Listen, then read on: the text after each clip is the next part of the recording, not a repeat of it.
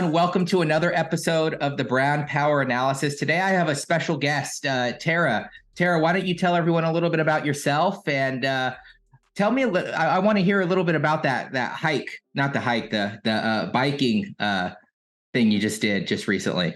Yeah. Okay. So my name's Tara Brown. I am an architect and a life coach, and people will go, how do you do that? And it's actually the same thing. It's exactly the same thing. And we can talk more about that in a minute. But a lot of my work is to help people get clear on what they want to build, whether it's life or a building, and then help them get there through mindset and very practical, very actionable steps and tools. I didn't know I was an athlete. I was a fat kid. I had Epstein-Barr in my 20s. I thought everybody else, I couldn't, in my 20s, if I exercised for 30 minutes, I would have to sleep for 3 hours. I mean, that was like, it just leveled me. And then, and so I figured everybody else was athletes. I thought other people were cyclists. Find out at 52, a love of cycling that I didn't know was in me, took up mountain bike racing and other things, got on some podiums. It was a pretty cool thing, and thought I wanted to train for this epic mountain bike race, the Leadville 100 miles. Actually, it's 104 miles in the mountains of Colorado, 9 to 12,000 foot elevation, 10,000 feet of elevation gain. You'd try to do it in under 12 hours. And it had been a goal. I got in. It's a lottery. It's an effort to get in, and I'm training for it. I was training for it earlier this year. Yes. And needed to work up to 12 to 16 hours a week of cycling. 1,000 foot of elevation gain per hour was the target for the rides. And I found myself burning out. Now, you have to understand that I love riding. Like, I'll get up at 3:45 in the morning to drive across town to ride my bike. I would never do that for exercise, but I don't ride my bike for exercise. I ride my bike for love. And what happened was I caught myself crying on my bike. I hadn't told you that, but I'm riding by myself, doing repeats up and down the hills and just crying and regretting that I'm not home with my kids. I have twin girls. They're 16 and I've got them for 2 more years. And I realized that what I was doing was going against my core values, because after a 5-6 hour ride, I was wiped. And my coach told me, you're going to be wiped for the day. You'll have nothing left. You're going to want to sleep, stick yourself in your recovery boots and just rest. And it was just tearing me up as a mom. And so I pivoted and I put it on hold. And I'd been really public about going for this goal.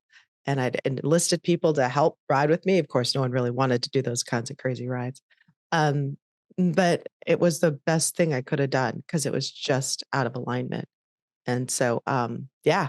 And so right now I'm recovering from cycling burnout and just took 2 whole weekends off. I've never taken 2 weekends off since I started. And then just getting back into riding my bike. So how did you feel? Because I think that, and I'll dive into it a little bit more later on, but making that decision, like realizing that you have burnout, you're not reaching your core values, but being able to make that hard decision. Because I mean, this is a decision that happens in many different ways. I think for a lot of us in many different points in our life and business, of going, all right, well, is it really the right? I think it's a mind thing. And the way I put it is I never know if I'm quitting because the fear of failure, or I don't know if I'm quitting just because it's the right decision. Sure. Oh, that's a great one. Yeah. Because failure can be feedback. It's like, not this way. It's not that that the goal isn't yours, but that this way. I had learned basically a prayer that I used, which was, okay, God, build my desire for it or redirect it. And so I started saying that to myself. I'm still getting out there. I'm still on my bike, but I'm really struggling. I'm struggling with the motivation. I'm struggling with just willingness to do it. So I just kept saying, okay, build my desire for it or redirect it, and build my desire and redirect it. One day I woke up and I wanted to run. I just wanted to go running. I wanted nothing to do with my bike.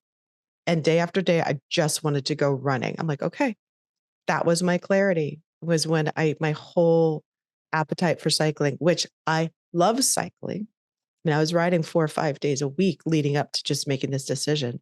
I've had crashes. I've broken my arms. I've landed with major, grapefruit sized hematomas on my hip from a bad fall. And I'll get up and ride. Like very little trips to the ER before my first big race, where the doctors and nurses, when I say I've got a race on Saturday, 7 days in advance, look at me pityingly. And I still go and I hit my race time. I wasn't going to injure myself, y'all. I did it against medical advice, but I wasn't going to hurt myself. She just said it was going to hurt. Like I was in it, committed. And so it was a big pivot. It was a big pivot. No regrets. I think that's the other part of when you know that you're not quitting on yourself, but you're being redirected, is that when you've made that decision, you look back and you're at peace with it. But there are other decisions I've made in my life where I've regretted it. This was not one of them. And Leadville will still be there, but my kids won't. The race will still be there. If I want to do it 3 years from now, I can go train for it. Yeah. So yeah, that was, and an old version of me would have felt like a failure. So that was kind of an evolution of maturity and becoming more at peace with who I am, and realizing that alignment with my core values is key. We were touching on that too, how if you're out there and you're like have a goal or something and you've been trying to go for it and you're struggling with it and you've been stuck, one of the reasons you might be stuck is that if it's out of alignment with your core values, while we have 1 foot on the gas, you might have 1 foot on the brake.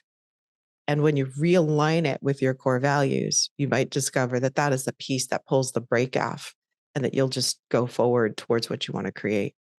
Yeah, and I think that's interesting, and I think you being an architect and also a life coach, you have your, and they are somewhat, and I'm going to love to touch on why you say they're pretty much the same thing, because I know, because I'm a leader, I'm a business owner, I'm a consultant, but I'm also, I also own a business, and I have to create blueprints, so to say, in our discovery sessions and our discovery calls and our web development stuff, which has its own structure, and so I have this battle between, my wife's a family trauma therapist, so I always go off of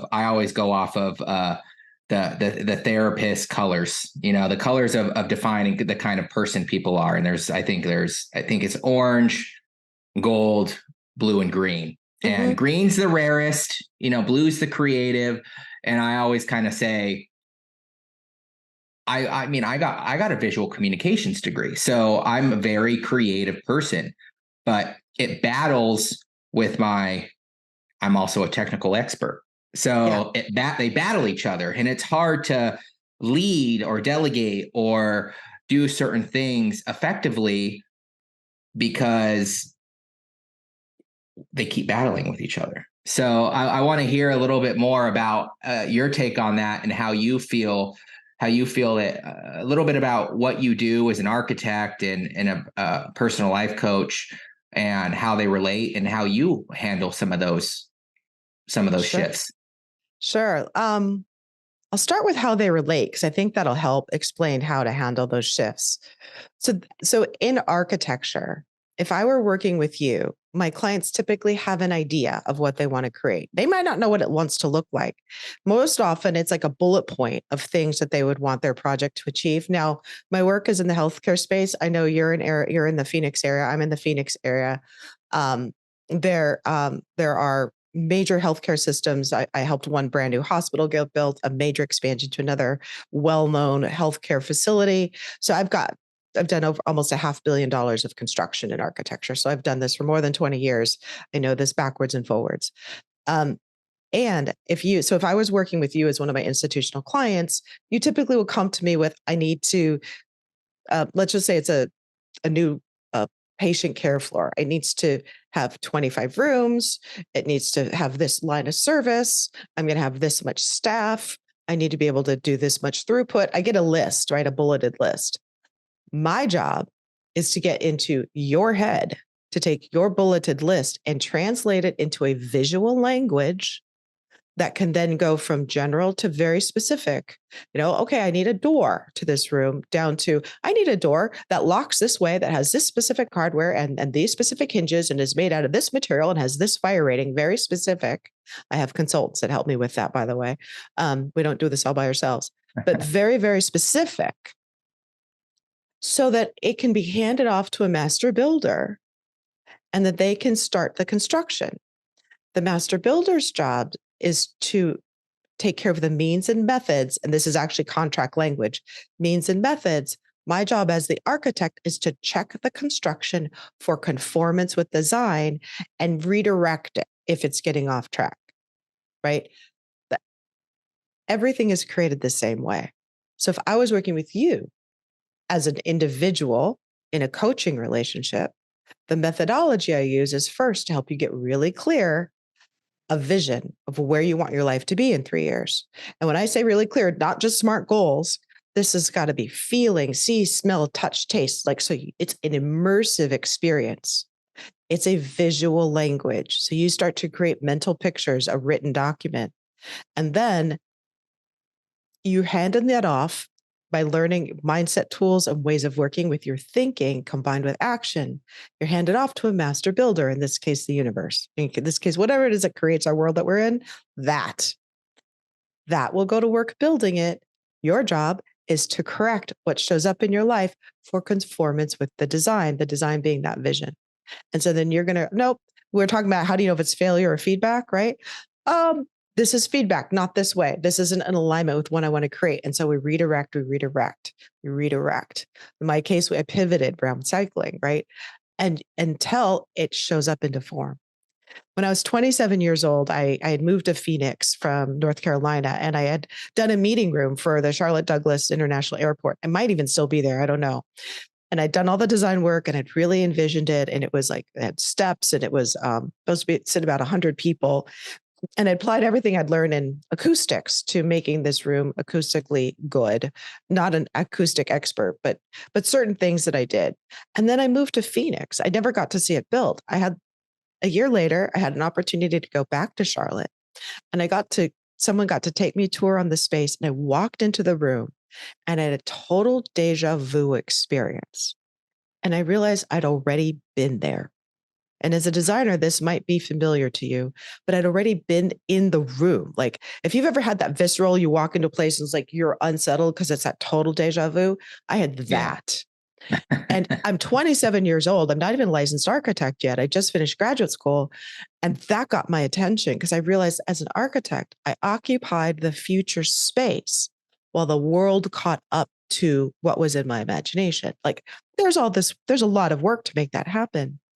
But with anything you want to create, it's the same thing. You occupy the future space while the world catches up to it. That's out of the work of Wallace Wattles, who wrote a book in 1906 called The Science of Getting Rich. If you think about Think and Grow Rich and Napoleon Hill, a lot of the success manuals tell the same thing. Clear in your mind first. You do need to take action. You can't just sit back. And then watch as the world brings it to you and creates it to you. It's a really powerful process. That's why I see these two as being very much alike. The actual technique of construction may be different, but the overall overarching process is exactly the same. And if we're thinking about athletes, for example, they've been trained to visualize the outcome. They are fluent in this. But athletes, are you applying this to other areas of your life or just the sport? Just the game, just the win, just hitting the wall first, cutting the ribbon, hitting that podium.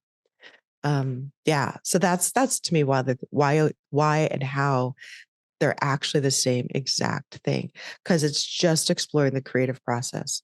Everything is an idea before it's a thing. That's why mindset is so important. Yeah, and it's interesting that you say that, because it's not just athletes. I mean, I think that you've probably seen it too with companies that you have worked with, but I see it from other athletic driven individuals myself. I see it from gym owners. I see it from, online apparel shop owners. I see it from, and everyday people. So what's happened in society? I mean, in my mind, I'm like, okay, why, if these processes are the same, when people interact with each other, these processes should be something that are somewhat, I'm not going to say ingrained, but somehow understandably acknowledgeable when it comes to talking about things. But what I see on a daily occasion is, hey, just send us a quote to do everything. Send us this. So how have you seen the evolution of just your audience or who you work with over the last 5 to 10 years, and how have you handled that situation of being able to help people realize that this is a natural process and this is kind of what needs to happen to have your vision come to fruition? Oh, that's a great question. There's, wow, I'll be transparent. There is a certain level of maturity and awareness of the kind of people that would choose to work with me we're going to say now in the coaching side. On the institutional healthcare side, I know those organizations, I know a lot of the people. And so we've cultivated a professional relationship, and reputation is number one, right? Reputation precedes before you walk in the room. So I'm going to pivot to more the personal side in this for this answer. Um, Someone needs for this. So the mindset piece works. Your thoughts create after their kind. That we don't get a choice in this. It just works. What's showing up in your life is a perfect reflection of what you've been thinking.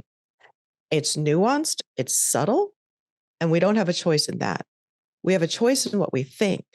So the challenge is that most of us have been taught to think that outside circumstances dictate what's possible for us.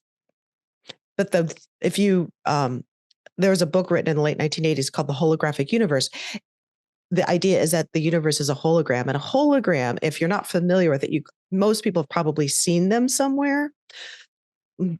Okay, let me put out there. I'm an MIT grad, first degree in science. I love me some science. So the thing that's important about a hologram is fractal, if you've heard of the term fractal, but where if you take a little piece out of it, the entirety of the whole exists in that little piece. And so why that matters is that we are a part of a whole. And so what we think influences what we see. I used to be a Star Trek Next Generation fan, and I was teaching recently about these concepts in a class that I had created. I was beta testing a curriculum, and I brought in the holodeck from Star Trek. And there's a great scene where they're talking about a table, and one says, well, it's a table. And one says, well, no, it's a wood table. And one says, no, it was a metal table. And then it goes from being like a really chunky wood conference table to a metal surgeon's table that's got tilted, but it was done in like a minute. And it's a great illustration of how people kept giving a different command to the holodeck, and the holodeck kept producing a different result. The world we live in is exactly the same. So why don't people have the conversations with that kind of attention? Because they don't know. They don't know, but it's already working with and through them. And if you sit here and say, Tara, well, I don't believe you, then guess what? It's not going to work for you while it's working perfectly, right? If you say that doesn't work for me and you have a thought and it doesn't work for you, it's working perfectly because it always works perfectly. So Wallace Wattles would say it's this thinking stuff, but we live in this sea of like this holodeck, this sea of thinking stuff. I was reading a really interesting article recently. I will forward it to you afterwards, but they were talking about how science is coming to this idea that there may be some consciousness behind all things, which spiritual people already believe. But this thinking stuff is absolutely responsive. And so it's like soil. If you plant an apple seed in soil, you'll grow an apple tree. If you plant a dandelion seed, you'll grow a dandelion. If you plant weeds, you grow weeds. The soil doesn't care what it grows. It has no point of view. It's just going to grow what's planted. The world we live in is the same way. It doesn't care. It's just going to grow what's planted. And what we plant are the thoughts that we think fed by how much attention we pay to them.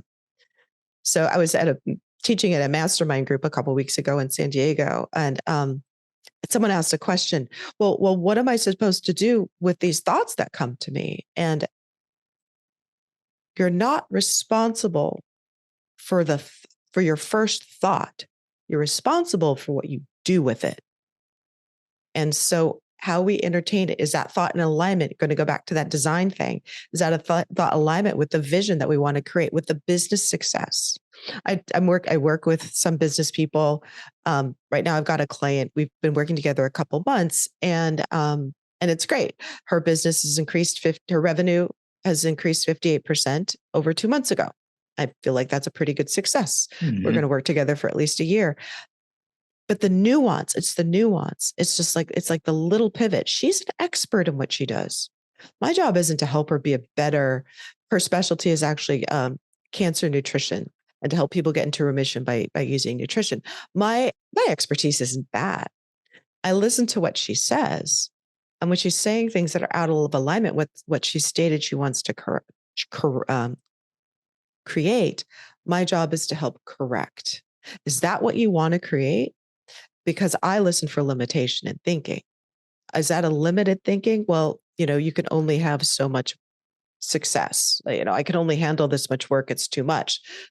Okay. If someone says in business, I can only handle this much, more is too much, they're going to put the brakes on success. They're going to stop it. I don't care how good their branding is, how good their marketing is, how good their social media is, how good anything, they won't answer the phone because it's too much. And so my work with them is to help them notice where you say it's too much, and then get curious, what kinds of systems would you need for that not to be too much? How many hours a week would you need to be working in the business versus on the business? How many hours a week do you need to recharge your batteries? And start getting really curious about this holistic picture so that they can go back in and do what they're an expert in. Because I'm not an expert in everything. I'm an expert in the design and creation process. That's my expertise. Yeah. I definitely think it's like I said earlier, there's somewhat of a challenge for a lot of people. And I think that it's funny you brought up the envisioning of the future and success, because countless people I've talked to over the years, I think it's just something that you start hearing over time. Is you hear two things. You hear, well, where do you want to be in 10 years? And I'm always like, I don't know where I want to be in 10 years.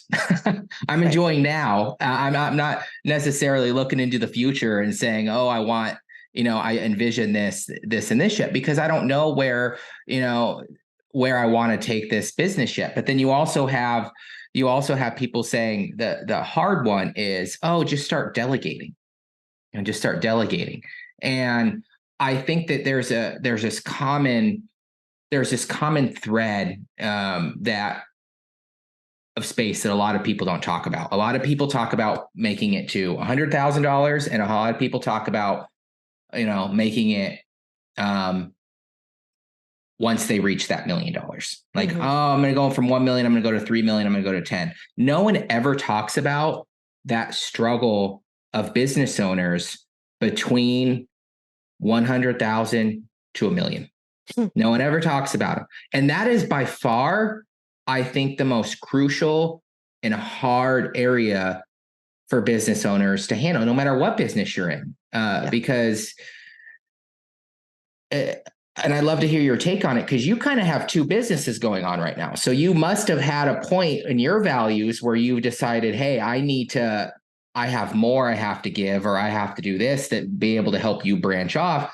But I think people's definition of success changes. And I think that there's certain things that is tied to, a lot of things in life, money, family. There's a lot of things that can be defined within that area, but that's the amount of time when you have to really learn how to delegate, really learn how to become a leader, really learn how to really take your core values and realize, hey, am I still following my core values, or am I bringing on people that follow those same values? Am I working with people, clients, or customers that follow those same values. And that's really what I see as the core of branding right there. It's the community. It's not, hey, go let this person go, or go, try to hire, 8 people to try to move up to that next step, which is kind of probably the problem with a lot of SaaS companies, is they hire too fast and none of them match core values. But is those core values. And so I'd love to hear a little bit more about your journey and your story from, the architecture side into evolving the personal coaching side. Oh, sure. It's a kind of that part's kind of straightforward. I had twins back in 2006, and in 2007, at the end of 2007, having cried every day I went back into the office when I went back into work, and netting all of $10,000 a year based on the cost of childcare, I took some time off. I took some time off from work. I took 7 years off, actually. And then my marriage was dissolving. And so went from being a stay-at-home mom with one person. The 10 grand wasn't making a significant difference in our life. We could do without that, to having to figure it out again. Along the way, that very highly educated brain of mine started to feel really mushy about 2 to 3, when girls were like 2 to 3. And so I started taking classes. I took writing classes. I took personal development classes. I took spiritual classes. I became trained as a parent educator. Again, just trying to be a really good parent and trying to keep my brain exercised. And I had met someone who was actually the founder of the coaching institute that I got trained in at an event. And I kind of filed coaching away as plan B if things didn't work out. And when things stopped working out, I filed up plan B. And that was 3 weeks into the divorce, not sleeping at night, having no idea how I was going to make a living because I had let my architecture career go. And really good people were telling me that you won't be able to do that. It's too much, right? It's been too long. You don't have the technical skills. You don't have the technical skills. Your network is cold, all of that. I still don't have the software skills. I never did learn Revit, by the way, which is the latest software everybody's using. So I used everything that I learned as a coach. So I decided to enroll this coaching program, and I couldn't believe then that I could go coaching full time. This had been 2014. So I used everything that I learned to rebuild my architecture career. And why that matters is that I didn't just land a 6-figure job having not worked for 7 years. I went on and won millions and millions of dollars worth of work for the companies that I worked for. And I would look back, and it's been over $10 million of fees to these companies, leveraging these same principles that I'm talking to you about, having a vision.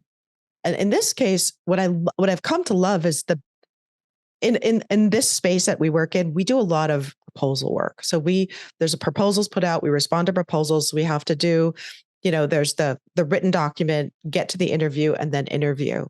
And what I learned in the coaching space that I never learned as an architect was that people make their decisions emotionally. They don't hire us for the tactics alone. We need to be able to demonstrate as professionals, as business owners, that we can do what we say we can do. And then, by the way, do what you said you're going to do, or your reputation is trash and you won't get a second chance. So that's assuming that you do the work well, as you promised. But when you're in the room and people are making decisions, they're going to decide based on emotion. That's the final arbiter. And so what I learned was that my job was to make that connection with people. And that's where leadership core values come in. So as a professional, especially in architecture, I learned very early on that one of my values was to be in very high space of integrity. And that means to me that I would sit down with my clients, especially new clients, executives, and tell them that I'm going to tell you what you need to know about your project, whether or not you want to know it, because they need to be armed to make really good decisions. We as architects, one of my projects was $120 million, was another $142 million. We're spending lots of other people's money.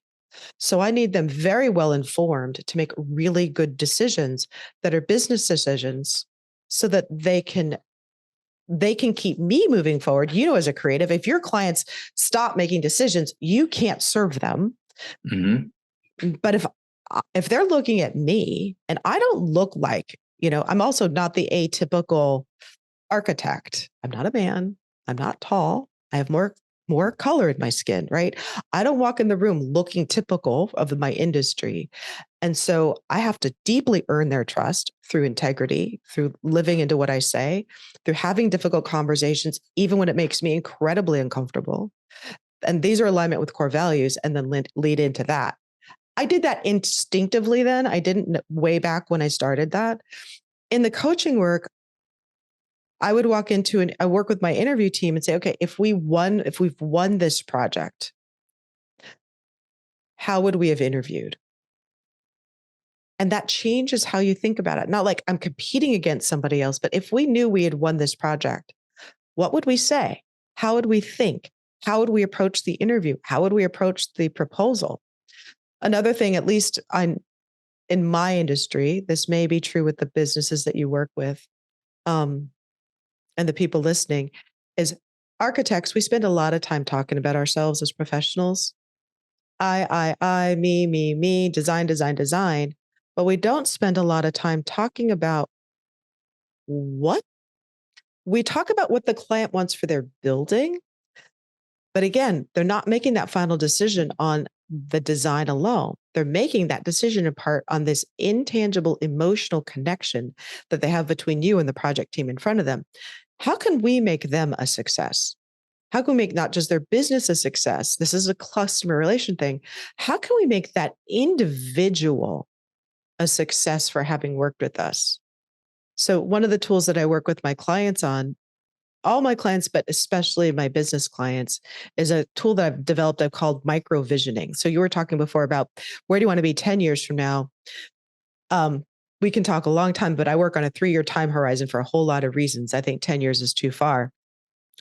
But a micro vision is more like an event, a day, maybe a weekend, not longer than that. But often it's just a conversation.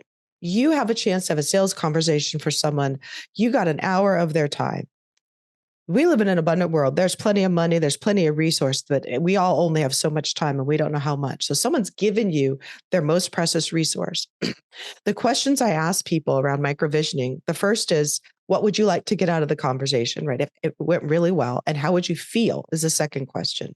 So what's the result? And how would you feel when you got that result? But then I follow it up as, what is the benefit to them for having spent that hour with you? This one trips people up because they think, well, they can hire my product. No, this isn't about your product.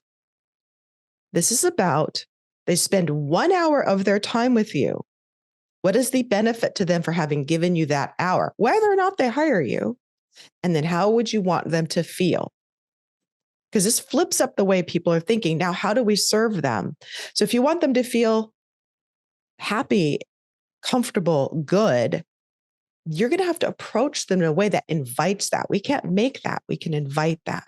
If you want them to really feel like they was one of the highest value hours they spent in their day, what would you need to bring to the conversation and who would you need to be so that they could get that value out of that hour?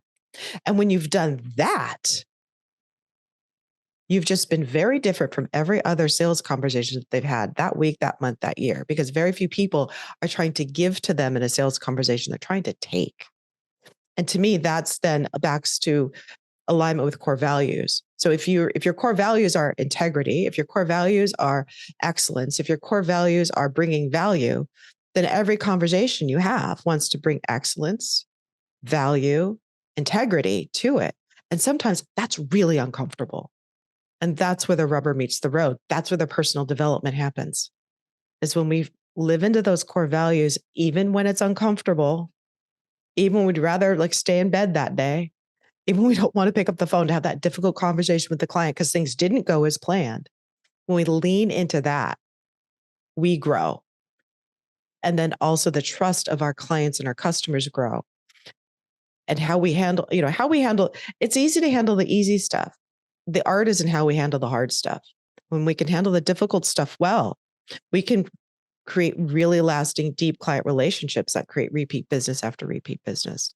So I think I touched in on the things that you were saying. Part of what infused in what I just said is leadership, and I'll personal leadership first before you can lead others.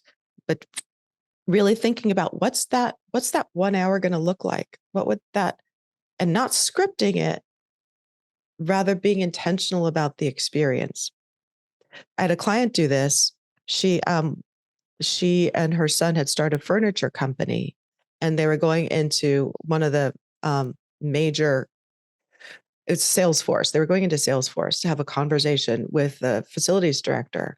And so we were talking about microvisioning, and I was talking with her about, well, what would that look like? What would that conversation look like? And they realized they didn't want to sell him. They just went in and they wanted to sit down and understand what his problems were. And he's like waiting for the pitch. There was no pitch. And so they said, they came back. He explained their problems. It was a very refreshing conversation. They came back here. These are ways we could help you with these problems you have with furniture. They are now doing 8 floors of furniture for his new office tower, right? They were just a small, small shop, but they were so different and they connected. This is a game changer if you're willing to do it, because no one's doing it. And to your point, everyone should do it. Everyone should be in there about that. But a lot of people are in the get mode versus the give mode. So when you start to give, you stand out in the marketplace. Yeah, I think that's beautiful. I've had a few times where I've been on prospect calls that really just getting to know prospects, and towards the end they do that same thing. They're like, "Well, how much is it?" I'm like, "Well, let's I really want to sit down and get to know your problems first, so I could come up with a solution for you that fits, your certain situation." And I think one thing. You kept pushing in there were the core values a lot. And I think that, and leadership. And I think that leadership in itself can't really be defined and or explored upon within yourself and with you and yourself and your team until you are confident about your core values. And yeah, I don't think that core values can evolve. I think people evolve. Core values, of course, evolve over time. I've had plenty of times where parents are like, "Hey, I want you to work with my 16, 17-year-old son or daughter to help them with their brand." And I'm like, "Hey, I'd love to, but they need to find themselves right now. There's no way I'm going to be able to, help them figure themselves out. They have to do that on their own." But those core values, I think that they change so much within the environment of who you are as a person, the decisions that you make. That's what I'm hearing from what you're saying, when it comes down to everything from bringing on, and I don't even really consider them partners. I mean, not partners. I don't consider them clients. I like to consider everyone, partners. We work together in this perspective. I never like to come in and try to say, "Hey, they're just prospects or random people I'm talking to." But the people that you work with, all the way down to your vendors. And so do you feel like you try to live by these same values when you work through the project management side, or anything else that you may have to work on with some of the people that you may work with on some of these large jobs? Absolutely. There's a saying in personal development, the way you do one thing is the way you do everything. So if you're going to shrink your vendors, why would they work with you again? Like, Yeah. I mean, in my industry as an architect, we're kind of the umbrella, and I hire consultants. I hire my mechanical, plumbing, electrical engineers. I hire structural engineers. I might hire code consultants. I might hire a whole specification consultants. I may hire medical equipment planners. I hire door hardware consultants. There's a lot of people that we bring in under our umbrella. And I can only hire the best if I treat them well. I had an experience once of working for a landscape architect. This is the first time I tried working for myself in architecture. And long story short about how that didn't work out. It's a long story, not worth going into. But I got to work for a landscape architect, and I got to see how they were treated by architects, and it just felt wrong. And it really changed me on the inside. And I really made sure that I took very good care of my consultants. And so my attitude in when I hire people is I'm going to treat you, there's the golden rule, treat you the way you want to be treated. But really, I'm going to advocate for you. I'm going to stand up for you. And I'll be very honest with them. And I don't try to nickel and dime them on fees. You commit to this, you deliver a good product, I will take good care of you along the way. And yeah, and not adversarial. It's absolutely team. It's partnership, because I'm not a structural engineer. I have no business designing the steel for a high rise, right? I need them. And I'm humble about that, about my need for them. In that creative space, in a creative industry, there can be a lot of ego. And we could have that conversation on another day about ego, because ego can get in our way in terms of that, the arrogance of ego, not like healthy self-esteem, but when we have to be the best and we have to shine, and Hmm. everyone has to listen to what we have to say. Um, that doesn't really serve a project team, or it, because it builds division. Napoleon Hill teaches in his work Think and Grow Rich. He teaches about mastermind groups, and he talks about the famous mastermind groups of like Edison and Ford and Luther Burbank and um, the tire company guy. And they all came together and they would meet and they'd go camping. And he's got some rules for mastermind groups, like a group coming together with a single purpose, in harmony, on cooperation to get there. When that group comes together, you have access to more ideas than the individuals alone. Any team can be that mastermind group, but here's the thing is, we're all going in one direction in a spirit of harmony and cooperation. So if I'm cutting my consultants, or if I'm fighting with people, the harmony and cooperation is gone, and the magic of the team is eliminated. And Hmm. so it's really important for people to come together and work together and find that higher good in terms of a project, or in terms of a business. Or if we think about Simon Sinek's work, what's your why? Why are we doing this? What's the greater why that often ties back to that emotional piece? Why are we doing this? Well, we're doing this, if it's a hospital, to provide a healing environment for our community so that they can be cared for and families can be healthy and well, right? So if that's our why, then everything we do is infused with this. We're creating a healing environment. And how could we create a healing environment if we've got a toxic work culture, right? That would be out Yeah. of alignment with the core values. And so you get that disharmony. So and I'm thinking about from a project team standpoint. Of course, there's the business and the firm standpoint, but I'm really right now thinking about just that project team, like making that team have a healthy work culture, and people are coming together and working together towards towards a common end of a successful project. Architects and contractors historically had adversarial relationships. That's changing a lot. The most advanced project delivery methods are highly collaborative. Um, and one of the first things that team does is establish its core values. And It's so, funny oh, yeah. sorry. Go ahead. Go ahead. Oh, and you were saying that core values evolve, and like the core values I had before I was a parent absolutely changed once my kids were born. It's like that there are moments in time where there can be a significant emotional impact that shifts our paradigm or shift the way we look at the world. And some of them are good, getting married, having kids. Most people wait till the bad ones happen, an accident, illness, divorce, job layoff, before they're willing to have that shift. One of the things that we can do as people is and one of the things I do with my clients is very deliberately help them shift those paradigms by design. You want to have this result.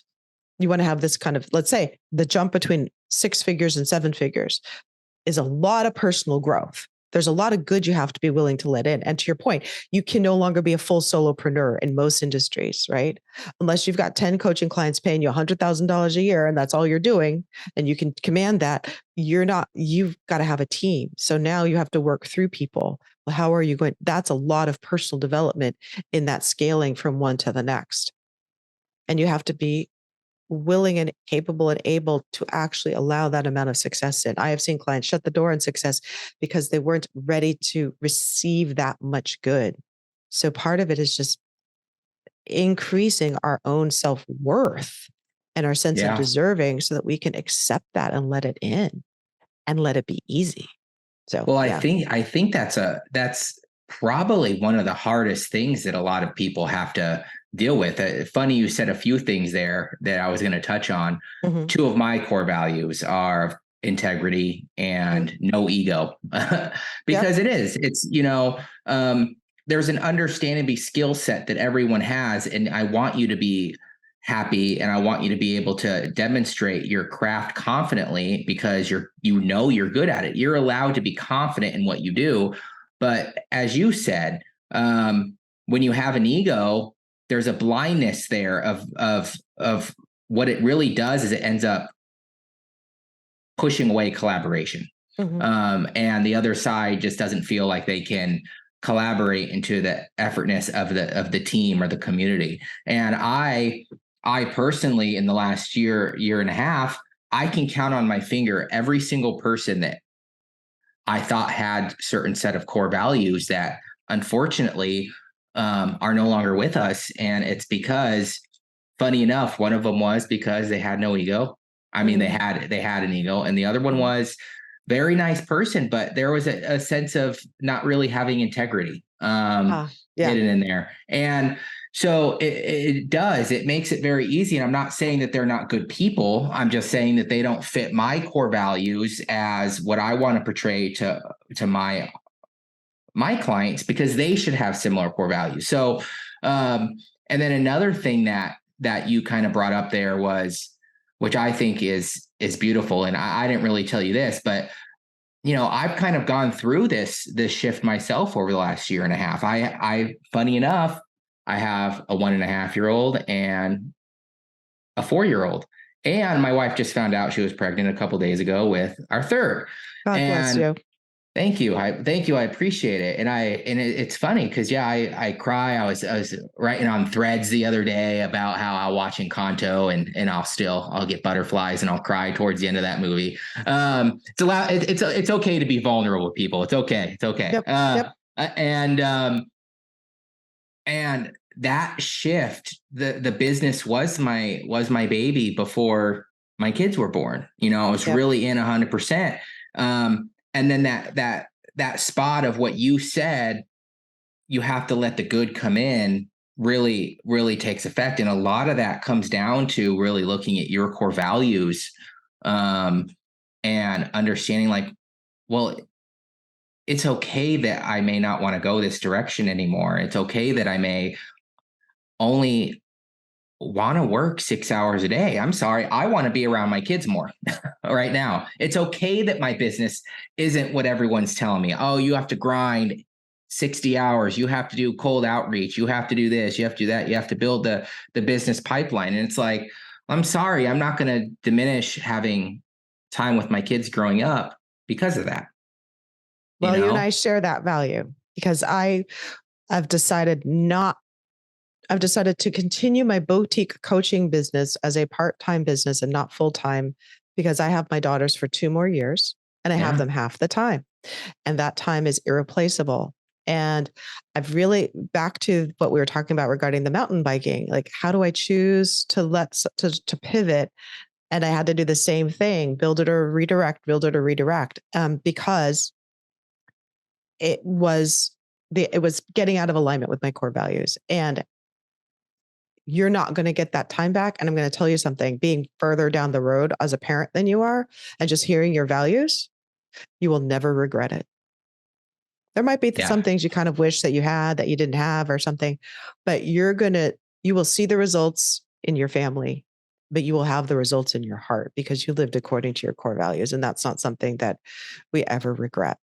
That will propel you forward. And what if 6 hours a day is all that's required for you to have your highly successful, thriving 7-figure branding business? See, that's a mindset shift. Everyone else thinks it's 60 hours a week. What if it isn't? What if it isn't?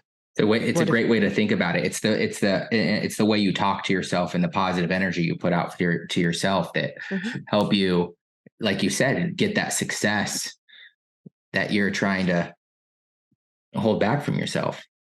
Yeah. And so what I'm touching in with you is the limiting belief that, and others, outside influence, circumstances. And yes, for a lot of people, that's what it takes. What if you knew how to make the right outreach calls so that your closing rate was way higher than average? And you didn't have to make as many because you were closing the right number of clients. What if your vibe was so attractive and your reputation so good that your clients are just sending people to you, and you did almost no cold outreach because you have a volume of work coming in that you're like, okay, I have a wait list, right? these are the kinds of things I help people envision around their life. Like if you knew that you wanted to have a wait list in your business, how would you have to be, show up, do? How would your clients have to be serviced? What kind of outreach would you have to do to invite them to bring people to you? It that would be like the 3-year result, like thinking about where it wants to be and how that would unfold for you. That's when I talk about, specificity, that's the kind of thing that we get into is like, hey, if you want 80% of your business referral, who would you need to be and what kind of service would you need to have to generate 80% of your business as referral? And you will get answers. There are going to be pieces of your business that, oh, that one doesn't line up with that. Or, full transparency, I need to do more outreach to former clients and just ask them to, hey, do you know anybody? Do you know Yeah. anybody that would want to work with me? It doesn't have to be that hard, but we have to be willing to ask the question, be willing to hear the no, but also be willing to hear the yes. Yeah. That's a good one. Be willing to hear the yes. Yeah. Yeah. A lot of us are givers, and receiving can be hard for us. Like it's easy for us to give. But receiving is a more advanced practice. And so you'll know it was interesting. So we ended up not yet talking about this. I think you and I have another conversation to have, but we were talking earlier about like 10 steps of success out of this book that I was studying. And he gave a success practice, which was kind of mind blowing. And the success practice was very simple. Let everyone in traffic cut in front of you. I know, right? What does that have to do with success? It's about not resisting what is, and about really giving and being in that space of giving. And so if you let everybody in traffic cut in front of you, you're giving, you're giving, you're giving. We live in a reciprocal universe. So as we give, we receive. That is law. I teach it from Newton's third law. Other people talk about quantum physics. I think quantum physics is really fascinating, very interesting, and I think it loses most people. But we understand that if we're standing on the ground pushes up with a similar force. We understand that if we were to stand on the ground and suddenly sink into our knees, we would think we're in quicksand, but that's not normal. Or if we took a step and stood on something and suddenly we started to levitate, that's not normal either. No, we stand and we're met with an equal force. Everything is the same way. It's physics. And that's at the foundation of what I do with people. I show them how to leverage that so that they can get the results that they want. Well, I mean, and it's energy too, like you said. I mean, I don't want to go too far into this topic, but I was talking to my wife last night about positive and negative reaction, and I'm not good in science, but I'm a geek. I'm a geek with all this stuff that you're talking about, and talking about multiple dimensions, spirituality, how that's very much ties into science and how they're kind of the same thing, and the positive and negative reactions of doing bad things and doing good things in our environment. Mm-hmm. Yeah. It's said, think about the law of karma. I mean, the beautiful things, kind of like the soil, karma takes care of itself. That was one of like his main teachings is if people are doing something that's, disharmonious, let them. You don't have to take care of them. The world will take care of them. You just do your thing. You stay aligned. Other people are acting out of alignment with their core values. You stay aligned with yours. One of the things that I wanted to share with you about, you were talking about core values and how do you find people that are aligned with your core values, especially if you're looking to hire employees? Well, number one, you ask them. And so in the interview process, these are our core values. And do you subscribe to them? And of course, that's easy to say yes or no. And most people will say yes. But then you could ask questions around how they live into them. For example, I was talking with this nutritionist client last week, and we were talking about hiring, and she's looking to hire a support person. And I said, hey, remember this, you don't want to hire someone that's entrepreneurial for that support role. She was like, well, if I hire someone and I train them to be a nutritionist, will they go off and start their own business? Maybe. So you don't want to hire someone who has aspirations to start their own business. Yeah. If you want them to be in a support role, you want someone to hire that has no desire to do marketing or business development. They just want to be a nutritionist. And so asking those, like, where do you see your life in a few years? Oh, I'd love to start a business. I'd love to do this. They're not the right person for a support role. You want to hire someone in a support role that goes, oh, I just want to be helping a company grow. I want to be helping people succeed. And that they're really lit up by stepping into that supportive role and that supportive, I was going to say construction, but really in terms of that part of the business, if that's what lights them up. Because there are plenty of people who have no desire to do any marketing, don't want to be client facing, and don't want to be out there in front.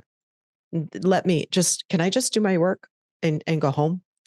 Those are the people that you'd want to hire. And then one way of finding out if people are in alignment with your core values, and I learned this from the coaching organization that I'm in, they have core values, they have 5, and they have one mission, and they're very simple, they're very clear, they're on my desktop on my computer. And everyone that works for them has 90 days. They have 3 months to have them memorized. And every time they have a meeting where there's 3 people or more, they read their core values. It takes 2 minutes. And so if you haven't memorized them by 90 days, you are let go. So that's how they keep them alive. So it doesn't just live on a wall. Every meeting, it's a virtual company. They don't have offices. Every meeting, 3 or more, we read the core values.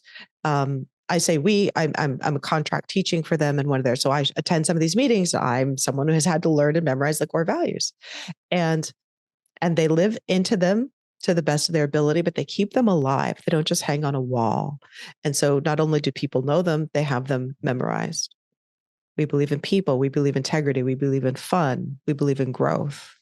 And I'm forgetting the 5th one right now, right? That's not a very good sign. You're gonna have to go memorize it. Yeah, I know, have to go back. But it comes to the point of what we were saying, Ed, right? You have integrity. You're a good person. There's nothing wrong with a company letting somebody go because they gave them a boundary, or even asking for more money for something. Like, and I think a lot of people get that kind of confused in the spectrum of everything. Like, oh, because I'm only going to give them 3 months and they don't follow this, I'm mean. Or, oh, if I have to charge more, I'm taking advantage of.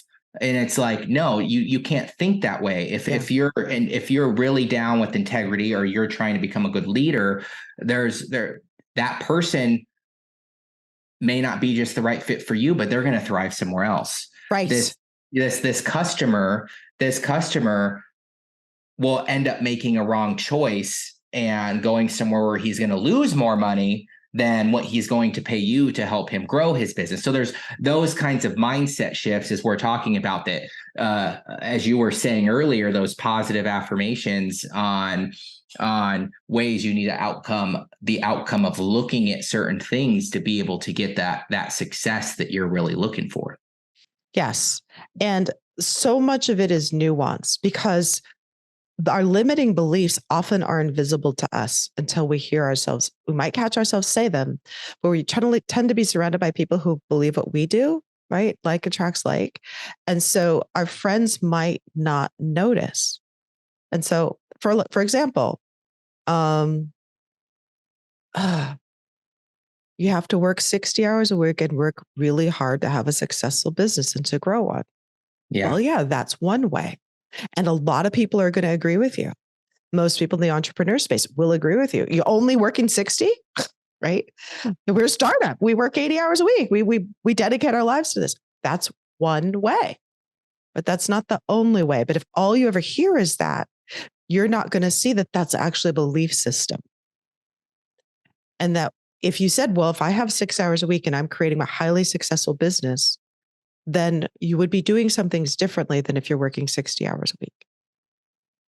One of my clients that I worked with in the past, she found that she's a parent, she had young kids. She found that she got her best business ideas when she was playing with her kids.